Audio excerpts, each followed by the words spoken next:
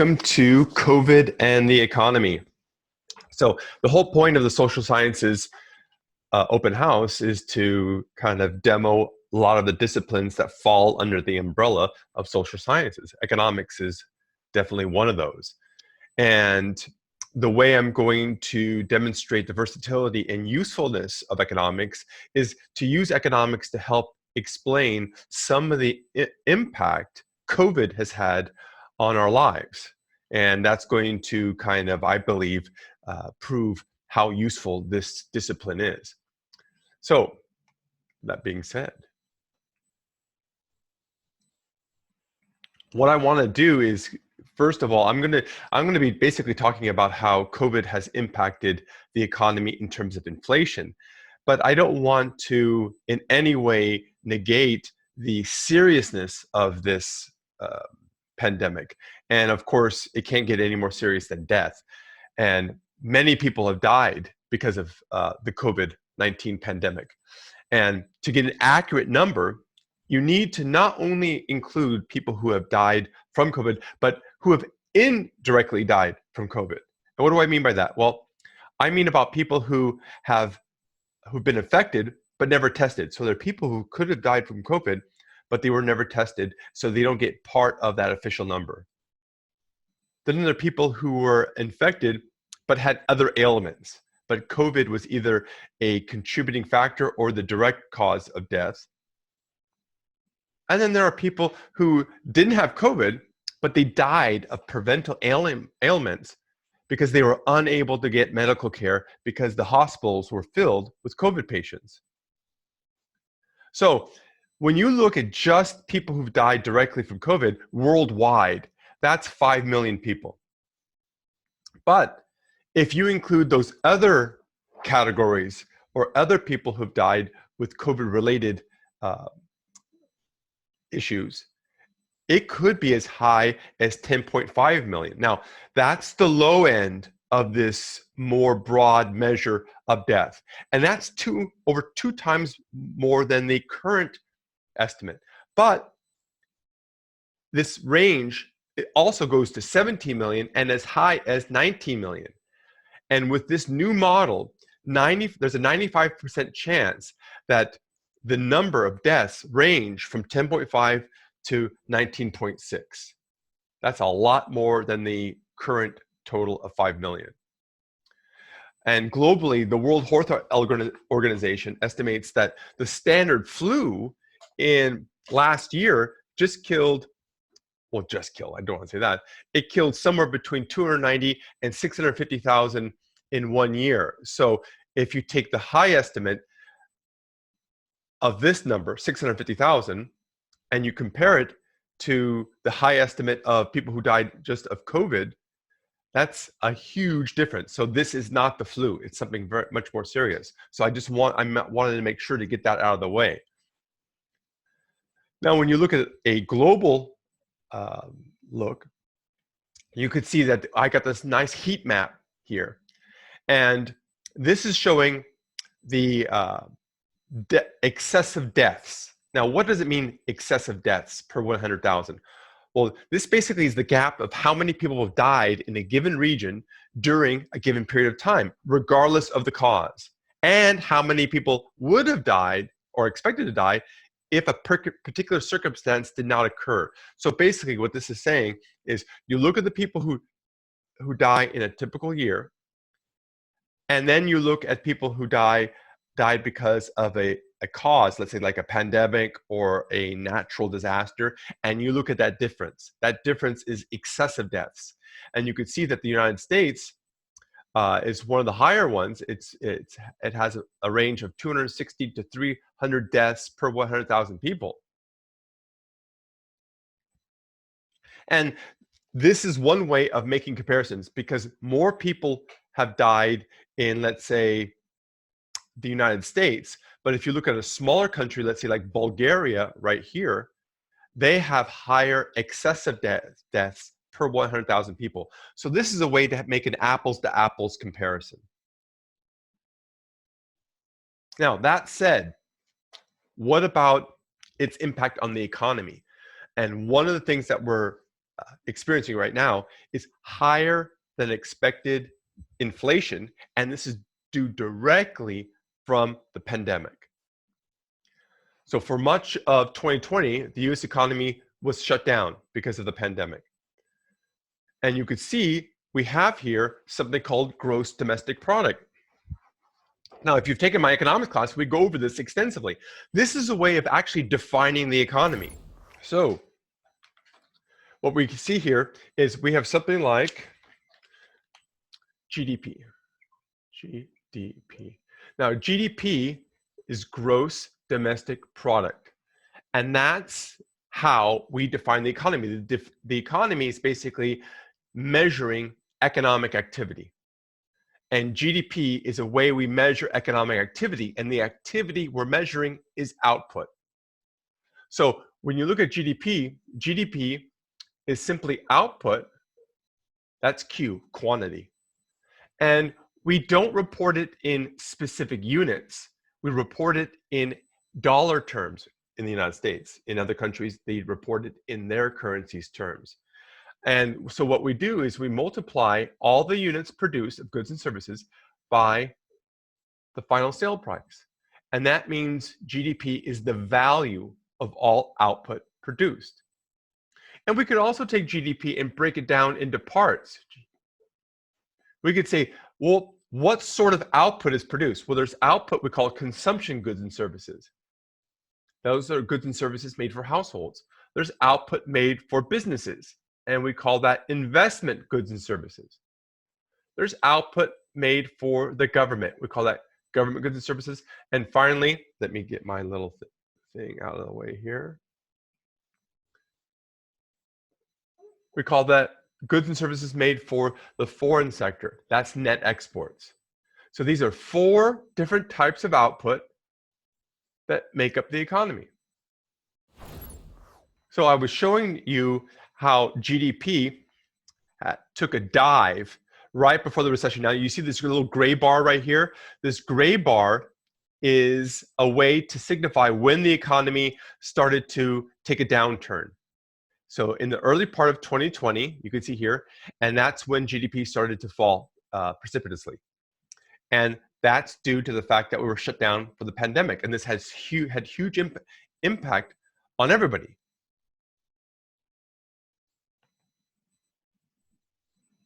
So gross domestic product, and that's what we talked about, real GDP. Now, because the economy shut down, this caused a lot of spending on goods, services to be postponed. In other words, people didn't do much spending, which means people didn't produce much stuff. And here, like I told you, like I showed you in that graphic before, one of the components of GDP are goods and services made for household consumption. And you could measure that by spending on household consumption. And you could see how spending plummeted during the recession.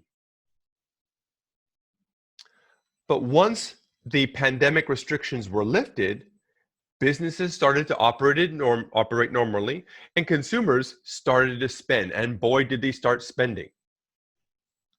So you can see here, consumer spending drops during the recession. And then when the pandemic restrictions lifted, you could see the trajectory spending took, and it got right back to its normal rate. So if I extended the rate of spending prior to the recession, you could see this dotted red line shows the path it would have taken if there was no recession, and that trend continued. So you could see we're right back on track in terms of spending, but we got back on track very quickly. And that speed to which we got back on track, that started to create inflation pressures. So surge in worldwide demand sparked consumer inflation. For example, in January 2021, a Toyota Camry, a very popular car, cost about $18,000. And if you wanted to fill it up with gas, it would cost you about $30 to fill it up with gas. Fast forward to May 2021, that same car would cost you $22,000. And to fill it up would cost you $38. That's a significant change in a very short period of time. And you can see here, we have something called CPI, Consumer Price Index. That is one measurement of inflation back to GDP. And when we talk about inflation, we're talking about inflation in the economy. And remember, GDP is a measurement of the economy. CPI, Consumer Price Index, that measures inflation in this part of the economy, the C part of C plus I plus G plus NX. So Consumer Price Index is not an economy-wide measurement of inflation. It measures inflation just in the household sector of the economy. But this is roughly 70% of all output produced. So this measurement of inflation covers about 70% of the economy. It's not economy-wide, but it is significant. And as you can see, this huge spike in inflation after the recession ended, and you can see it jumped to what I have here is what we're used to is inflation being around 2% per year. And that's why I highlighted this line right here, 2% per year. Now, sometimes inflation is a little higher and sometimes it's a little bit lower. If inflation fluctuates within this narrow band of about 3.5% high, about 1.5% low, it's considered to be neutral. And in other words, it's not going to have much impact on the economy.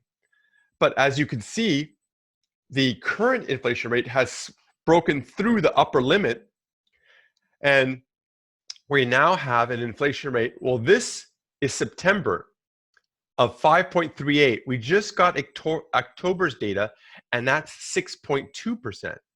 So that's much higher than we've experienced in many decades.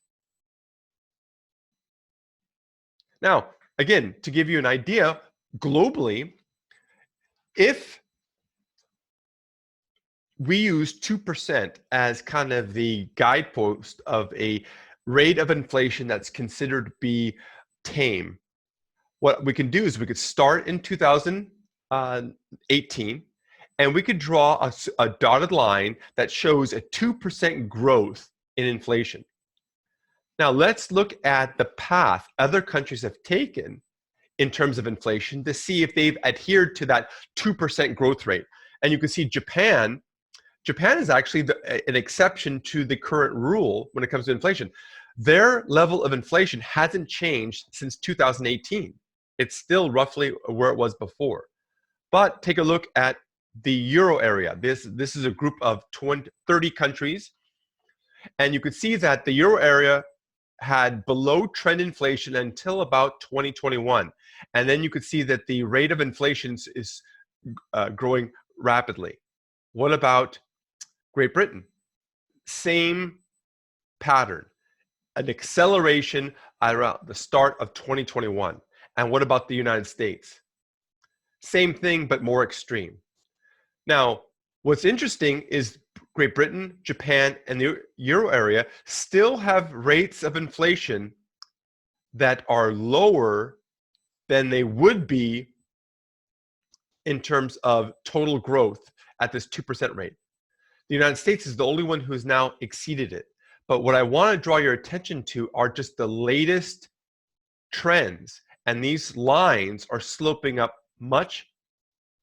have a much steeper slope than the 2% growth, which that means inflation is growing much more rapidly than 2% in all of these countries. So the cause for the current bout of inflation can be explained in something we use in economics all the time, simple supply and demand.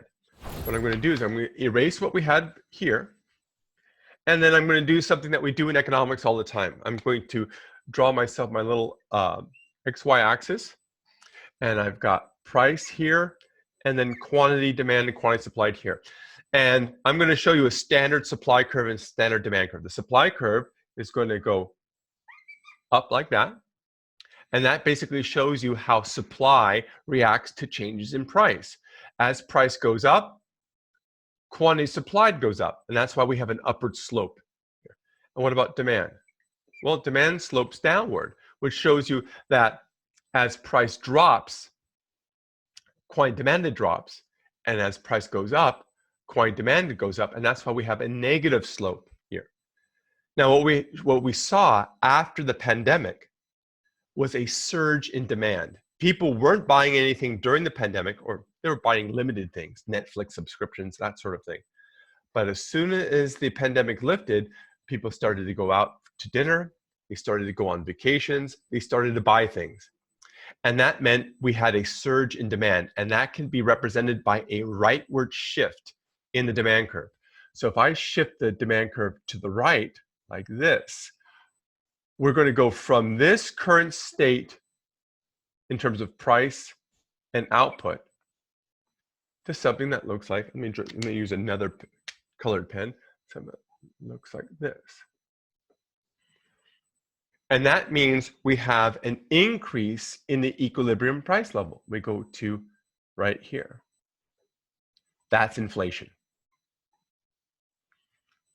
But it gets even worse, because not only have we been experiencing a surge in demand, we've also been experiencing what we call a bottleneck in terms of production. Countries, let's say like China's been having a lot of problems with power outages, and that's causing limits in what they could produce. Also, what is being produced is being shipped to the United States in great amounts, and we're seeing backups in the ports. So it's very difficult to get the ships unloaded and trucked to their destination. And that's causing a supply shock. And that can be demonstrated using this model by a leftward shift in the supply curve. And I'm going to show you by shifting this curve to the left. And now we have a new equilibrium. So we were here, and now we're moving this way, and now inflation is even higher. So this is one of the things that I feel is very important in economics.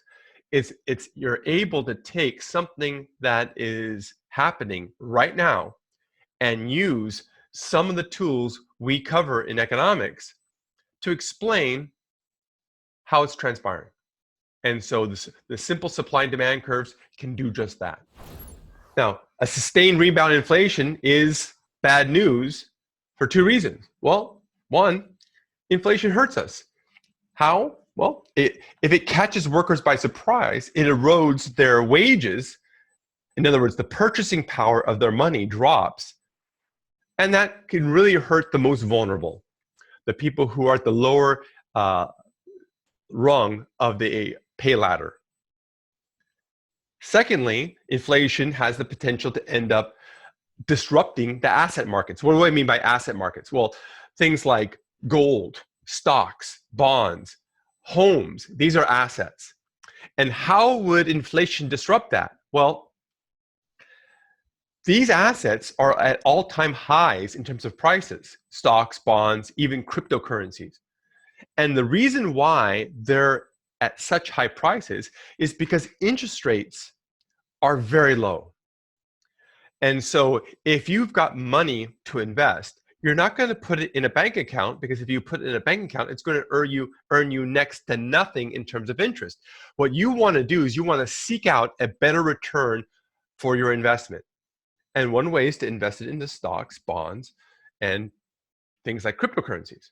Well, if the Federal Reserve, our nation's central bank, decides to slow down the economy to put a cap on the rise of inflation, they do so by trying to raise interest rates.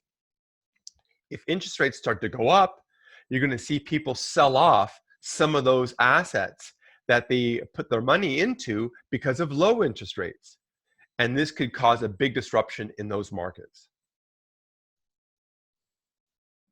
So to recap, There are basically three reasons why inflation is going up. One, there's a big boom in demand for goods, things like cars, furniture, household appliances, and people are looking to spend, and we're seeing that in the data. Secondly, it's not just goods, it's also services. Consumers are returning to restaurants, bars, hairdressers, and other in-person businesses faster than the workers are. And I'll give you one example of how this is manifesting in economic data in terms of the shortage of workers. And finally, there's a supply disruption. For example, there's a shortage of microchips, and this is impacting the supply of cars because cars need these supply chips. I just showed you that nice little light board where I was drawing my supply and demand curves. Chabot ordered this light board, and the delivery was delayed because the manufacturer of the light board was finding it difficult to get the parts imported from places like Taiwan. So it's not all bad when it comes to the effects of COVID. One of the upsides of COVID so far has been rising wages. For example, just last month, Bank of America increased its company-wide minimum wage by 5%. That's not bad for a 1-month change. Another example was Amazon. Amazon pays transport and packaging workers over $22 an hour. Just recently, I was out to dinner and I saw a help wanted sign at the restaurant, and they were offering a 22-hour wage to work at the restaurant. And you could see here, if we did something like separate workers into quintiles, we could see who is benefiting lately from this surge in pay. Now, what do I mean by quintiles? Well, let's go back to the light board to demonstrate this. So what I'm going to do is this. I'm going to bring in that graphic I just showed you in my PowerPoint. I'm going to put it right over here. Let me make it a little bit smaller. A little bit smaller. Move it. Okay, perfect. Okay, so I've got the graphic right over here. And what I'm doing is I'm separating workers into quintiles. So what do I mean by that? Well, let me make my thing a little bit more clean. If I had this nice little line right here, and I had highest paid workers over here and lowest paid workers over here, and I could separate them into first, second, third, and fourth. So worker, worker, worker, worker. And you can see here, this group of workers, they have the highest wages. And you can see by the graphic that we have here that during the latest data around early part of this year, we're seeing the growth in the lowest group of workers, this fourth quintile right here. And that's showing the biggest growth in wages. So for the first time in a while, the people at the low end of the wage ladder are actually doing better than the people at the upper part of the wage ladder. And that's a nice change. Let me advance this. So wages in the food service sector, which currently is struggling to attract workers. I told you that example of me going out to dinner and they had a help wanted sign. Their wages have gone up 8% to July in just less than a year. Wages for the least paid quartile of workers are growing 70% faster than the top. And that's where you see here in this blue line right here. Now, if productivity rises, then wage growth need not cause a sustained increase in inflation, nor push up the share of labor. Now, that's a big if. So productivity could be a key to making the rise in wages neutral in terms of inflation. And that means instead, the economic pie would grow with more for everybody. Now, and there is some evidence that productivity is increasing because we're all learning to do more with less in the aftermath of COVID. Firms are investing in new technologies to meet demands, especially for online commerce. We're seeing this with Zoom adding new features so people can telecommute more effectively. And hybrid work may be more efficient than being in the office. There are some businesses who are not going back to the way things were pre-COVID. They will continue this hybrid work process. And this is going to have big impacts in the economy moving forward. So, any questions on this? Let me get rid of this graphic. So what did you think is the biggest reason for consumer spending to have increased so extremely? People getting out of the house, right? People wanting to, savings went up considerably. And you have to understand, there was a tremendous amount of stimulus pumped into the economy by the government. For example, I have children and I've gotten several checks from the government, stimulus checks. And when you are locked down and you get increased benefits, money coming in, that money in most cases is just sitting in the bank, right? Once the pandemic restrictions lifted and people start going out and they get vaccinated, they start spending it. So it's a classic example of too many dollars chasing too few goods. And again, that's explained by a simple shift in the demand curve. You shift the demand curve this way and you see a rise in the price level. Now, how big of a shift and the slope of the supply curve determines how big of a jump in inflation you're going to get.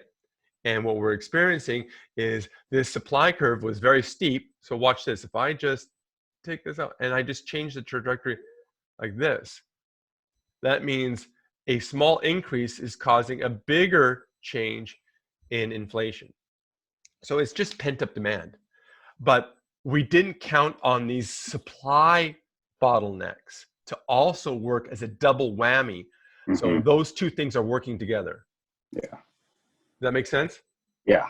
Yeah, you mentioned that. You're in my microeconomics class. We cover supply and demand extensively, but you could see how you can make the jump from microeconomics to macroeconomics and not miss a beat. Your mastery of supply and demand is critical in understanding inflation. So, and the other thing too is it doesn't get any more complicated than this. Sure, finding the data, analyzing the data, that takes some skill. But in terms of the framework you need to understand what the data is telling you is very straightforward. You still got to master the basics. But once you master those basics, you have a very powerful tool of explaining not only to yourself, to others, what's happening around you. And believe me, people want to know. And this is a way for you, I always tell people, this is a way for you to get noticed. If you could explain what inflation is, if you could explain what's happening around them, that draws attention to you in a very good way. You're going to be looked at somebody who has got something going for them, and almost everybody is interested in talking about it. When you think about it, people, what's some of the small talk people make about the weather, right? What if people really didn't know where rain came from or what causes wind? And you have a degree in meteorology, and you could actually explain to people in very simple terms, how does rain occur? They're going to think you are a genius, right? I've always wondered that. It's been raining my whole life, and I never knew how that happened. Well, it's not too far from the example that we just covered. People experience inflation all of the time. They hear it in the news all the time, but very few people can actually understand the mechanisms behind the causes of inflation. So if you could explain it to people, it's the equivalent of you explaining to people the weather, and they're gonna think very highly of you because of it. So Agreed. Yeah. go out and do it, right? Have there been any concepts in economics that you have been just struggling with? Not necessarily, but I was wondering if the demand curve that you were showing, that is that technically like aggregate demand, or is that just... That's a very good question. You could take, so you, I always say it's like a magic trick, right? What you could do is you could take a standard supply curve and demand curve for an individual, right? And then what you could do is you could do a little magic trick. What's the magic trick? You just add a little A. Okay. Aggregate supply. What it means is this is any demand curve, if it's for an individual or if it's for the economy, is a simplification. It's a representation of what's going on. It's not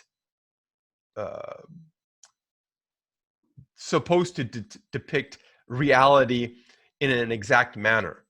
And so what we're saying here is this is the supply for all goods and services in the economy, and this is the demand for all goods and services in the economy. And here's another interesting thing. Once you do this and you do equilibrium price and equilibrium quantity, remember I just told you in the presentation that we define and measure the economy as GDP. Now, this is an imperfect measure, an imperfect representation of the economy, but it's a good start. And GDP looks at all of the output produced. Look, output right here, right? And we do that by multiplying it by the final sale price to get the value of all output. Look. So if you got P here and you've got Q here, P times Q is this area right here, correct? So this area represents nominal GDP. So you could use supply and demand, turn it into aggregate supply and demand, and you could then start showing how we measure the economy in a very simple and stylized way. So you're right that this is not showing the supply or the demand for any one individual, but for the entire economy. But it's still a stylized representation of what's happening around us, which is a good tool to demonstrate concepts.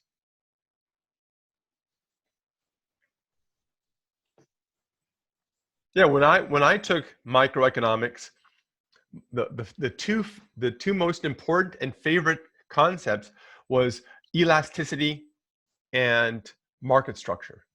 I felt that those were the two most important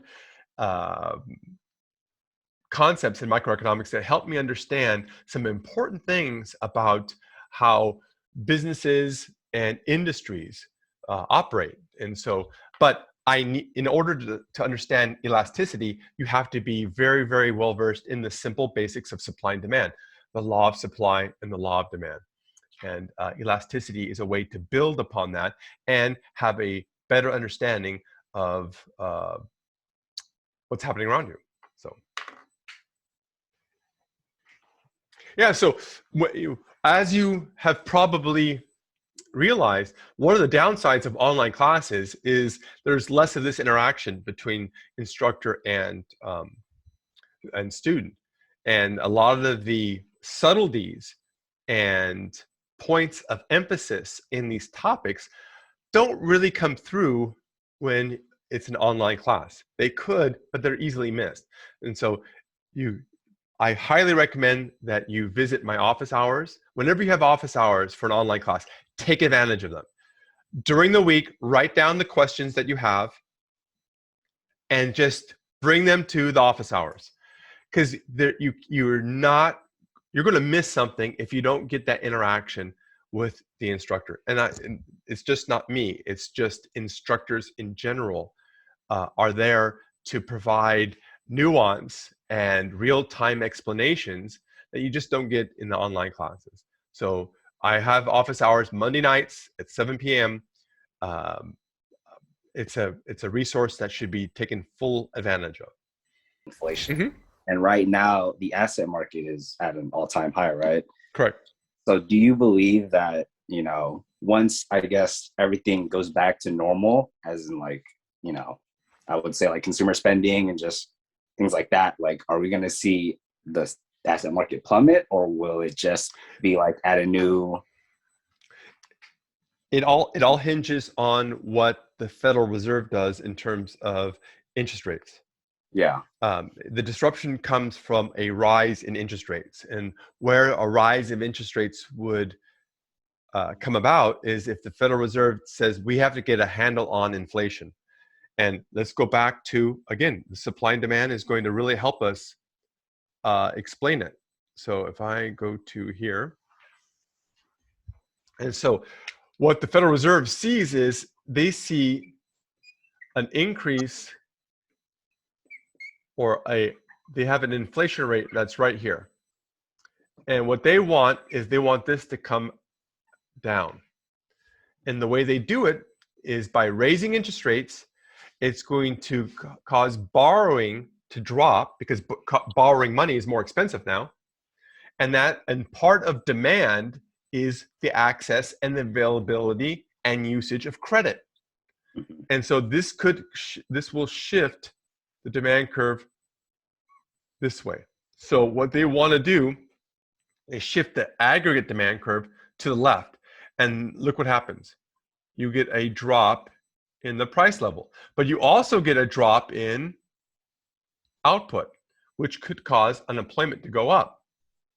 So this is the mechanism in which the Federal Reserve tries to get a control of inflation. Raise interest rates, and that's going to shift the demand curve to the left. So as interest rates, that's I, go up, this is going to cause the attractiveness of other assets to go down. So think about this. People said, look at this low, we had relatively low interest rates. So I'm going to put my dollars, I'm drawing over myself.